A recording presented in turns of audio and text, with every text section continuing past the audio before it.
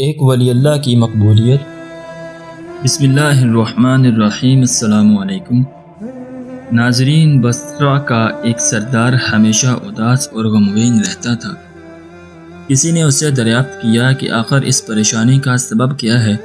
اس پر سردار نے جواب دیا کہ بات کہنے کی نہیں پر کہی جاتی ہے کہ مجھ سے ایک ولی اللہ کی خدمت میں کچھ بے ادبی ہو گئی تھی، اس لیے ڈرتا ہوں کہ قیامت کو اس کے مواخذے میں گرفتار نہ ہو جاؤں۔ واقعہ یہ پیش آیا کہ میں ایک مرتبہ زیارت بیت اللہ کو چلا اور سب دوست و آشنا عزیز و اقارب رخصت کرنے آئے۔ حسب دستور کچھ دور چل کر میں نے سب کو لوٹا دیا، مگر ایک شخص زید جو میرے خواص میں سے تھا واپس نہ ہوا اور اس نے میرا پیچھا نہ چھوڑا۔ مجبور ہو کر میں نے اس کو جھڑک دیا کہ بیت اللہ کا جانا بھی کوئی آسان سمجھا ہے۔ جو پیادہ پا چلنے کو تیار ہو گیا، میرے ساتھ نہ آ اور جس راہ سے تیرا جی چاہے چلا جا۔ کہنے لگا، اے آقا، کیا خدا اس پر قادر نہیں کہ تم کو زاد راہ جلدی پہنچا دے اور مجھ کو بے یار و مددگار اور بلا تو شبہ چھوڑ دے؟ یہ کہہ کر اس نے اپنی راہ لی اور میں اپنے راستے سے چلا بنا۔ راستہ بھر کہیں وہ مجھ کو نظر نہ آیا، واللہ عالم کہاں پوشیدہ ہو گیا۔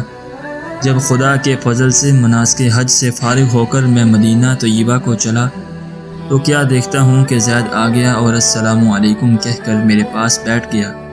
میں نے حیرت سے پوچھا کہ حج کر آیا؟ کہا ہاں۔ پھر میں نے زرقتاً کہا حج کی سند بھی ملی؟ تو کہنے لگا، کیسی سند؟ وہ کس کام آتی ہے؟ میں نے کہا، حج کرنے والے کو بیت اللہ میں غیب سے چٹھی ملتی ہے جس میں لکھا ہوتا ہے فلاں بن فلاں حج کو آیا تھا اور اس کا حج قبول ہو گیا۔ پھر اسی سند کے ذریعے قبر اور حشر کے عذاب سے نجات ہوتی ہے۔ یہ سن کر زید روتا چلاتا بیت اللہ کو واپس چلا گیا۔ جب میں حضور اقدس صلی اللہ علیہ وسلم کی زیارت سے فارغ ہو کر لوٹا تو کیا دیکھتا ہوں کہ زید پھر آ گیا اور السلام علیکم کے بعد ایک چٹھی میرے سامنے رکھ دی جو ایک نہایت عمدہ ریشمی کپڑے میں سبز خط سے زید کے عذاب قبر اور حشر سے نجات کے لیے لکھی تھی۔ یہ دیکھ کر میرے ہوش اڑ گئے۔ پھر ذرا سکون ہونے پر میں نے معلوم کیا کہ اے زید، بتا تو اس کی حقیقت کیا ہے؟ آخر یہ دولت بے مثال تجھ کو کس طرح میسر آئی؟ تب اس نے بتایا کہ سنو بھائی، جب میں بیت اللہ پہنچا تو کعبۃ اللہ حاجیوں سے بالکل خالی تھا۔ اس وقت میں نے گر گرا کر زارو قطع رونا اور چلانا شروع کیا کہ اے مالک دو جہاں، کیا غریب گناہگاروں کا حج بھی قابل قبول نہیں جو مجھ کو حج کی سند نہیں ملی؟ کیا غریبوں کا کعبہ اور صاحب کعبہ اور ہے جو وہاں جا کر سند لاؤں؟ مجھ کو قسم ہے تیرے عزت و جلال کی، جب تک چٹھی نہ پاؤں گا کعبہ سے باہر نہ جاؤں گا اور روتے روتے یہیں مر جاؤں گا۔ اچانک غیب سے آواز آئی کہ اے زید، نجات کی چٹھی لے اور جا اپنی راہ لے۔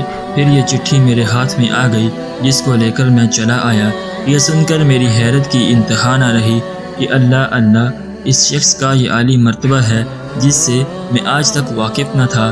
پھر عزت و اکرام کے ساتھ میں اس کو اپنے ہمراہ بصرہ لے آیا اور وہ چٹھی نہایت احترام و تعظیم کے ساتھ معطر و منور کر کے صندوق میں بند کر دی۔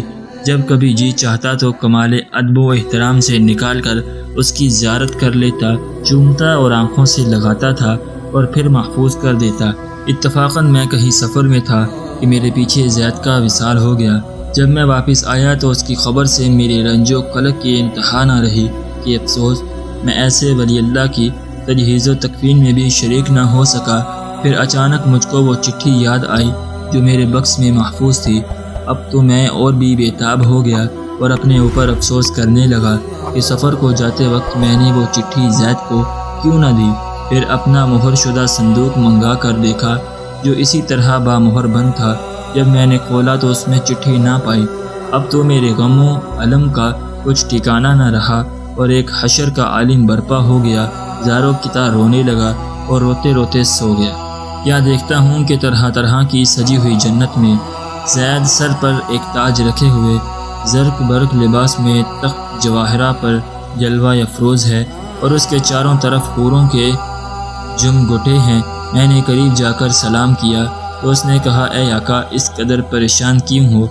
میں نے کہا، مجھے یاد نہیں، وہ چٹھی تو نے مجھے دے دی تھی کہنے لگا وہ تو یہ موجود ہے اور اس کی بدولت یہ دولت و حشمت مجھ کو حاصل ہوئی، اب آپ کچھ تردد نہ کیجیے، میں اپنی من مانی مراد کو پہنچ گیا حاصل۔